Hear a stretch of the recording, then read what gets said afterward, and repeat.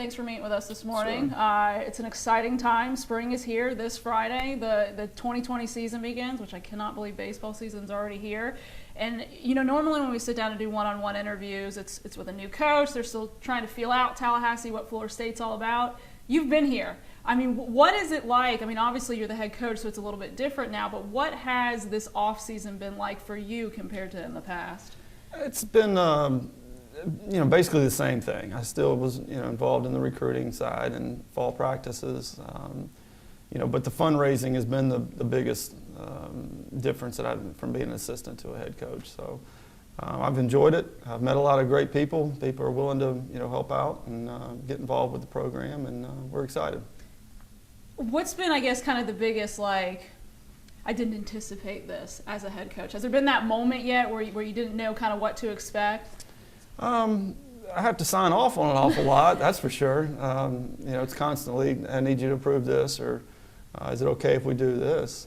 But the fundraising, talking to boosters and having dinners, I'll be out in Atlanta and recruiting and then go have dinner with, some boosters and stuff like that. But that's been the biggest thing. The scheduling's been a little bit something I had never done before. I'd done most of the things that come up in this job, but the fundraising and the scheduling I'd never done. Mm-hmm.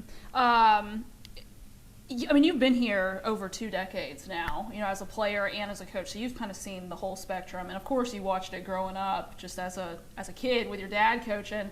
How is the pressure different now than it was before? I don't know that it really is. I think when you want something so bad for someone else, it's of course my livelihood as well as an assistant, but there was an awful lot of pressure that came with, trying to achieve goals that are difficult to achieve, and you want it for not only yourself and your well-being and livelihood, but also for someone that's very dear to you. So, the standards are set here. That's the way we want it. We have tradition, and we're going to win, and we're going to win at a high level. When your dad, obviously your dad closed out an incredible career last year, and I know that he's somebody that many people would go to for advice. Have you reached out to him on anything yet that has something come up and you've been like, hey, Dad, well, what do I do in this situation? Nothing really, just little things, hey, the budget and this and what happened here and, things along those lines. But, nothing yet as far as strategy. We really haven't implemented everything. A lot of times guys leave at the break, and so you got to be careful as far as what you put in, game planning wise and strategy and stuff like that. So I really haven't, but he and Mima are doing good. They're traveling a lot. He's playing his golf, and Mima's redoing houses. She's always enjoyed doing that, and he snuck out a few times to practice. I was about to say, does he get tired of her redesigning the house all the time? Well, that's the thing, that's about the way it works. He came out one day and he said, hey, you guys are practicing? I said, yeah. He's like, you mind if I come out? I said, come on, Bubba, it's fine. He comes out and he literally looked like the town bum. He's like, yeah, your mom's absolutely killing me. And he had dirt all over him. He's like landscaping something, and it's good though. It's her time. I'm glad he's staying busy in his retirement. Right, exactly. What do you think is the best advice he's ever given you out of all these years? Surround yourself with good people. He's always said, friends are like elevators. They either take you up or take you down. And the more people that are, motivating you positively versus the ones that are negative Nellies or wanting to do things that don't make sense. I think that's probably the best piece of advice. Any advice he's given you that you've been like, yeah, I don't really know about that, Dad?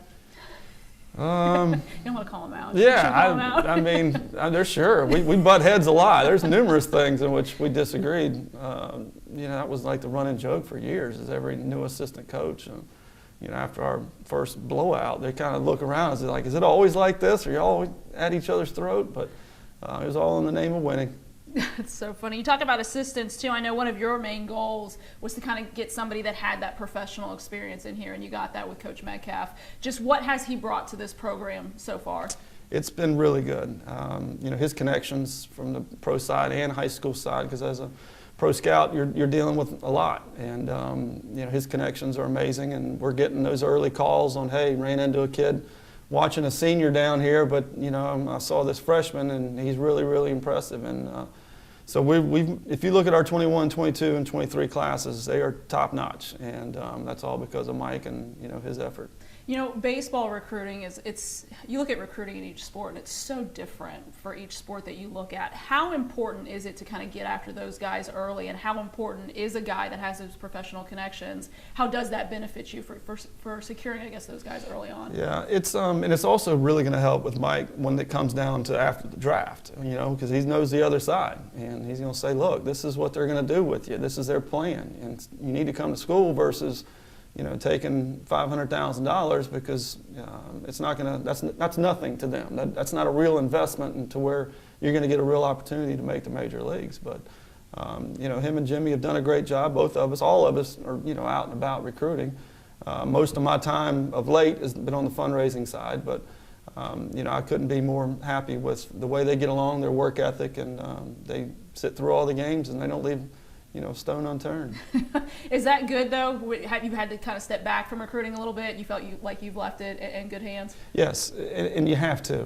Mike's, you know, that's his job. You know, obviously Jimmy helps out. I'll go and watch kids when I can. And there's also other things that we've got to be doing as far as a program to, you know, make sure we do have the funds coming in. So, but I'll be out and about because I enjoy it. You know, I don't like sitting there 14 hours, but you know, it's all part of it. We'll do it.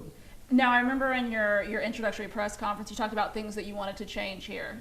Names on the back of the jerseys, we're not going to see that this spring. No. Switching the dugouts, we're moving back to the first base side. What are some other things that fans can expect this year that might be a little bit different? You know, we're going to the third base side. You misspoke. So, yeah, we're back to the third base side. You know, I've always just liked that dugout. It's bigger. It's where the umpires come in and out, so you always want to be able to get to them first and get on their good side. You know, we can see the visiting bullpen now. They can't see ours. That's an advantage. But the pace of play, I want to play faster. I'm obviously going to get to the mound a lot faster than Dad did. It's just going to be more up-tempo and more trying to put constant pressure on, you know, the opposing team. Is it, I mean, when you inherit a program, especially somebody like your dad, I mean, one, he's your dad. He's been here 4 decades. Are you nervous about making some of the changes? Are you excited about some of the changes? Do you think some of them will be welcome? You think you'll get pushback from some people? What have you heard so far, and is it kind of wait and see as it all unfolds? I think it'll be a little bit of both. You know, the older fans that we have, I've seen tons of them since I've said, you know, I'm taking the names off the back. And that hasn't gone so well. You know, I've told them, I said, look, if we start losing, I'll put them back on. But, you know, everybody knows who number 2 with the Yankees was. I mean, it's Derek Jeter. You know, they'll get to know, you know, them. I don't think they're just worried they're not going to know who's at bat and, you know, so on and so forth. But, you know, I also tell them, look, the 2 teams that played for the national championship last year, that neither of them had names on the back. You know, we're playing for the name on the front, so why even have anything on the back? But, you know, there's going to be other things that we're going to do as well. But the main thing is that camaraderie, that teamwork, everybody pulling together is going to stay intact.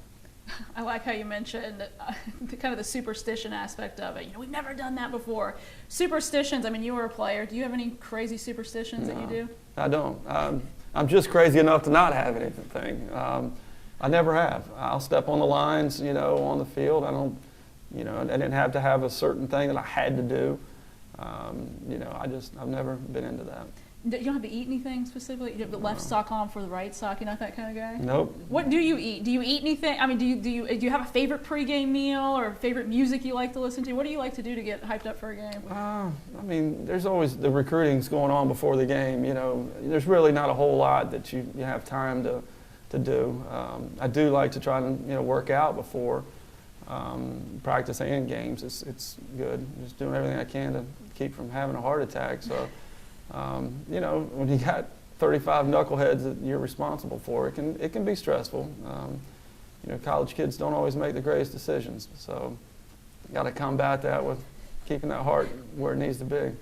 Pumping that iron, right? A thing that you're most excited about heading into this season? Pitching. Yeah, we can really pitch, and it's also frustrating when you're like, okay, maybe we're not as bad as we think offensively. We're just really that good on the mound. The depth that we have, we're going to be able to match up with anybody, and it's going to be fun. You know, and I hate it that Boss didn't get a chance to have a staff like that's this deep and this good. I mean, to have 19 guys throw a ball 90 miles an hour or above, and 6 of them throw it 95 and above, and they can all pitch. It's not just raw, talent. It's these guys are polished, and so I expect to be in the upper echelon of pitching in college baseball this year. I mean, that's such a key part, and also staying healthy too, which hopefully we can do that this year. But just what do you is that going to be the intangible you think with this team? It's so hard to get to Omaha, and as we know here at Florida State, it's so hard to seal the deal and win that national title. But do you think that's that is what is going to give you guys the edge this year? It definitely doesn't hurt. Going hand in hand with pitching is how well you play defense. That's why from the first meeting we had, this is where it's going to be. We're going to play fundamentally sound defense. The best defenders are going to play because you're not going to pitch if you can't defend. And so we've kind of set the tone for that, and we have improved defensively. We got a long way to go, but I am liking what I'm seeing. You lose key players. Drew's obviously the big one. Anybody that's kind of stepped up so far? Again, I know we don't start official practice until this Friday, but just in the fall, kind of in the off season, has anybody stepped up that you've said, okay, this person might make an impression here? I'd say Elijah Cabell. Elijah's went through a rough, start. He got off to a good start and then went kind of spiraled, downhill once things didn't go his way. And he's a year older. He's more mature. He's realizing that the mental side of the game is real. And that's another thing that we're doing differently is we're really tackling, the mental health of our guys, and the mental conditioning is mandatory, and try to get everybody, with those clear minds so they can go out and perform. I was going along with that. That is something that you also brought up during that introductory press conference. What are you guys doing to kind of train the mental game of these athletes? Yeah, we have 2 different. Dr. Keeley. I'm not even going to attempt to say her last name, but we call her Dr. K. It's Kaklamanis. Yes, and I've butchered it every time. We just go with Dr. K. But she's more of the mental health. Something traumatic that's happened to kids that they have a tough time getting rid of it and having a clear mind, whether it's divorce or whether it's something again that's happened in their lifetime or things they just need to discuss. They have insecurities, and then Dr. Yambor is more the sports side, and trying to flush things. Something happens in a game, you got to be able to get rid of it, and staying upbeat and how. And I'm telling them, I've been fortunate to be around a lot of great ones. In all of them, there's one constant with all the great players: is their mind is different than everybody else's. They don't. They're right mentally, physically, spiritually, socially. Everything's right. They don't have something back there that's jacking them up, so to speak. So we're striving to get to that point. That's so cool that you're incorporating that, because I think that is a big issue with this game that a lot of people don't realize. Baseball is a very, very mental game, and that's really cool that you guys are incorporating that. Throw in social media for college kids, and next thing you know, there's a lot going on in there, and they don't even realize it. How did you kind of get on that? Did you see that somewhere else? No, I just have always been, kind of fascinated by it. There was times I'd see professional baseball, guys were incredible players, but they couldn't perform. Why is that? Why did these guys get the yips? Why do guys? So I've always been kind of, enamored with that, and that was something I knew that I wanted to delve into and try to make happen. Now, talking about this roster, special edition over the Christmas holidays, your son, Tyler, being added to this roster. 3 generations of Martins now have worn garnet and gold. When you look at that, just how special is that, and how excited are you to have him a part of this team? Yeah, he's really come on. And, we felt like, okay, again, that defense, wherever that may be, we've got to have. We as a staff started looking around, and we're like, we try to get some kids in the class, the 20 class, to graduate early. Nobody, wanted to leave prom. Nobody wanted to lose a chance at being drafted. And Tyler's out here practicing with us, in the fall. And the coaches came to me, and of course I was thinking as well. They're like, with all due respect, what are we doing? There's our guy right there. And I said, yeah, I'm thinking that might be the case as well, because he's versatile. He's a left-handed hitter. He can play a lot of different positions. And so, he kept getting better, and, I went to him, and he really wanted to do it. And next thing you know, we got him and Dylan Simmons. And Dylan Simmons is an amazing story out of Jacksonville. Beat cancer, and, the first pitch out of his hand as a Seminole was 94 miles an hour. We're like, right on. So we made, two good situations, better during the break, and we're excited to have both of them.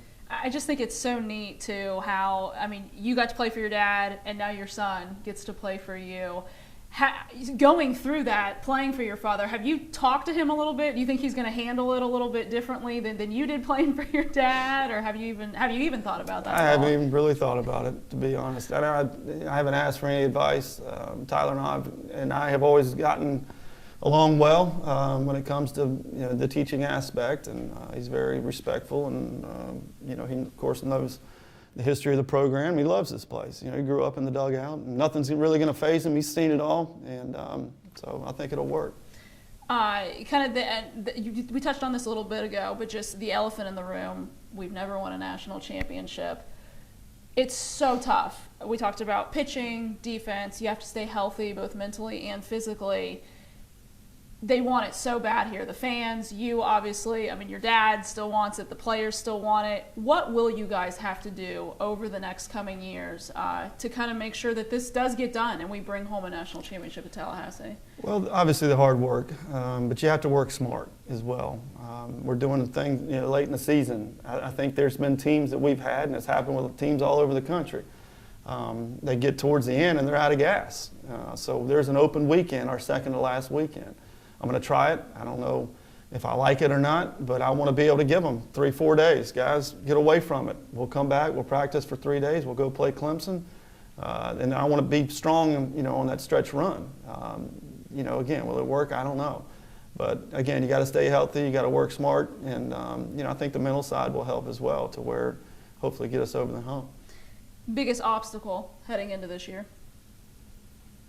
Biggest obstacle? Oh, gosh. Just the newness of the staff. JB is going to say something that may not make sense. That communication line between our players. I think that's probably the only thing is just the newness. The guys are used. The older guys, the older guys are going to be doing most of the heavy lifting. Well, they're used to a certain voice coming out of that dugout at a certain time, and I think it'll happen, but it will take some time. Kind of going along with that, how is your coaching style different from your dad's? I mean, you've been here for a really long time. Have you kind of molded yourself around him? Do you have your own unique style, or? I'm me. I can't be any other way. I teach a certain way. I coach a certain way. I'll raise my voice. I'll be demanding of things that they may not feel is important, and sweating the small stuff. We're going to sweat the small stuff because it turns into big things, and we're going to get in good habits. We're going to stay in good habits, and I'm going to motivate and do my absolute best to make them the best player and person they can be. I asked your biggest obstacle. What do you think your biggest thing to prove is this year? Probably just that, I can run a pitching staff. JB's he's running it, but, when guys should come into ball games and when guys we feel like they're getting tired, I want them fresh. I want them fresh for the postseason run. So we're going to run. It's going to make for a longer game, but we're going to run a ton of guys out there. Just so that, again, they've been in these situations. People are going to say early in the year, why are we doing this? Well, it's an opportunity to get his feet wet, for him to have another chance at, trying to get a left-handed hitter out or whatever the case may be. So we're going to do things a little bit differently, use a lot of arms. Talk about doing things differently, too. I know you wanted to be more aggressive at the plate. Is that something you guys have really worked on this fall? Yes, we have. Yeah, the fastball is in the middle part of the plate, the middle third of the plate. Yeah, they're getting used to it because they're tired of if they do and they're not ready for whatever reason, and all of a sudden that pitch happens. The at-bat's over. They don't even say anything. They just walk back, and the next guy jumps in. But I'm not going to stand for it. We're going to be ready to hit and do things that, again, make sense. All right, kind of a little rapid fire, and I've already asked you some of these questions. I know you don't have any superstitions, which I think is crazy. You might be the only baseball player ever to not That's probably why I wasn't any good. I don't have any. Well, maybe we can adapt one now. Something about you that we don't know, that fans don't know. I enjoy yard work. I'm really weird, I know. That's my therapy. Favorite yard work? That's really weird to say, but your favorite thing, yard work, activity? To mow. I'll mow just all the time. But it is my jam. Oh, well, now we know where your dad gets it from, I guess. He still does it too. Yeah, that's Martin's. We are weird. Like to mow the yard. All right. Favorite FSU tradition? Knowles cheer. Yeah. Still like it. You guys have some weird traditions. I mean, the animals. I remember being in Omaha this year. I thought it was the funniest thing that fans not of Florida State were like, who are these people? I mean, they just couldn't believe how loud they were. That's such a unique thing here. Is that something still that kind of you look up and you're like, wow, these fans are incredible? Yeah. There's so many times in which they literally win the game for us. You know, we're dragging, things aren't going our way. Next thing you know, they get going, and now we get the, you know, Hauser mystique going, and next thing you know, we win the ball game. And I love them. If you weren't a baseball player, did you play any other sports growing up? Yeah, I played basketball, golf, and stuff like that. Your dad played little hoops. Did you ever play him one-on-one? You ever beat your dad? Oh, no, gosh, no. He used to totally stuff me and everything else, and he was really good. You know, I always tell the story. My granddaddy, his dad died. So we went back up. I was probably 15, I think. And, you know, we went to Wingate Junior College. And he'd always talked about how, you know, in basketball, this, that, and he was pretty good. And so we get to the gym, and I'm like, oh my gosh, there's a statue of my old man, and they look up, and he's got every record, and he's like, yeah, don't tell me I wasn't any good. So I kind of put an end to that. But yeah, he was a good player. That's so funny. So if you weren't a baseball player, would you be a basketball player? It was actually my first love, was basketball. I got my first college letter for basketball, but then the season started overlapping, and I couldn't jump. So I'm like, all right, I got one chance of being a shooting guard, and you know, I can play different positions in baseball. I think I got a better chance in baseball. Well, I guess it's worked out for you. Yeah. Head coach now. Could you see yourself doing anything else though besides being a head coach here at Florida State? No, I really couldn't. Not real good at anything else, so that's kind of a scary thought. Garnet or gold? Gold. Gold. All because of Sundays. That's another tradition. Gold. That's another tradition. That's pretty neat. Go back and look at the numbers. Our winning percentage since when we wear those gold uniforms is pretty amazing. What about the banana yellows? Would you ever bring those? Right on. Trying to make that happen, actually. Really? Yes. So we could see the banana yellows Yep. back. Get your sunglasses out, because that's the only way you can watch us. If it's a sunny day and the bananas are in effect. That's amazing. Yep. I really hope that tradition comes back. We're trying. Nike's fighting us on it. Nike. We need to make a phone call Nike. Can we hook that up? Best way to win a baseball game? Pitch. Really pitch. You know, errors are going to be made in college baseball, and the more strikeouts, the more you can really pitch, the better off you're going to be. So just pitch like crazy. You've been here a long time. Favorite memory? I tell you what, last year, winning at LSU, that one probably jumps to the top. You know, that was special. It was his last run at it. Everybody wanted it bad. Very difficult place to win. That place was about 70% more than, 60% more than what I thought it was going to be. You know, we literally couldn't even, hear when they got going. You were sitting right next, and I'm calling pitches, and I'm yelling into Clyde's ear, and he couldn't even hear what I was saying. So. That was special, that moment. So I'd say that LSU. That's it. I think I grilled you enough. Coach, thanks for joining us. I can't wait for the season. This Friday we open up. I know we'll have more with you guys over the next coming weeks. But I guess can we get a go Noles? Yeah, absolutely. Go Noles. There we go.